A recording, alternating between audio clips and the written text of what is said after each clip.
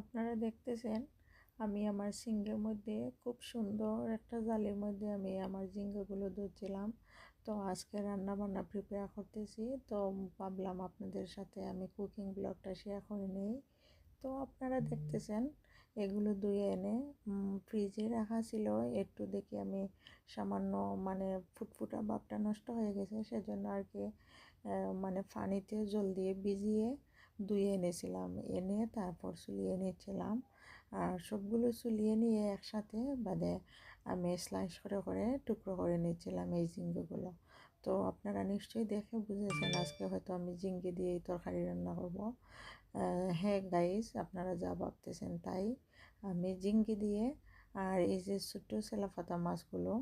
আর আমার আগের ভিডিওতে আমি যে দেখিয়েছিলাম আপনাদের আমার এই কারেন্টের electric multi cooker, multi curry cooker, আমি এই কারি কুকারটাতেই আমি আমার এই রান্নাটা কিভাবে হাতে মাখিয়ে আমি কমপ্লিট করি বা ডান করি আপনারা দেখবেন। তো আপনারা দেখতেছেন আমি এখানে সব মশলা মশলা বাটা রেডি করে এখন আমি রান্না প্রিপেয়ার করতেছি। তেল হাতের কাছে নিয়েছিলাম, প্রথমেই পেঁয়াজ পেস্ট আর তুরা রসুন পেস্ট দিয়ে লবণ মরিচ হলদি ধনিয়া দিয়ে আর ঝিঙ্গে সবজিগুলো মানে তুরা তুরা তেল দিয়ে আমি দিয়েছি এখানে হচ্ছে সরিষার তেল, সামান্য এক ডাবু সরিষার তেল দিয়েছি। এগুলো দিয়ে আমি এই ঝিঙ্গাটা মাখিয়ে নিয়েছিলাম।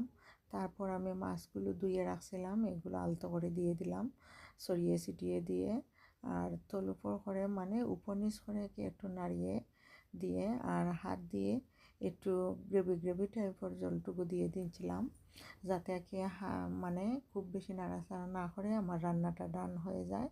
আর এটা তো ইলেকট্রিক কুকার, মানে আপনি এটাতে বেশি স্বাচ্ছন্দ্য বোধ হয় যদি একটু শক্ত টাইপের যেগুলো আর কি মাছ মাংস পোলাও বড় মাছ এগুলো রান্না করেন, এটার জন্য এই হাঁড়িগুলো বা রান্না করতে আর কি বেশি ভালো লাগে।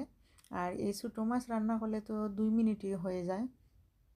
তো আমি একটু হাত ধুয়ে মশলার থেকে মশলার তেল ছাড়িয়ে নিচ্ছিলাম, তুরা সামান্য জল দিয়ে একটু মাখো মাখো জল দিয়ে আর ঢাকনার লিডটা লাগিয়ে নিচ্ছিলাম, নিয়ে সুইচটা অন করে দিলাম।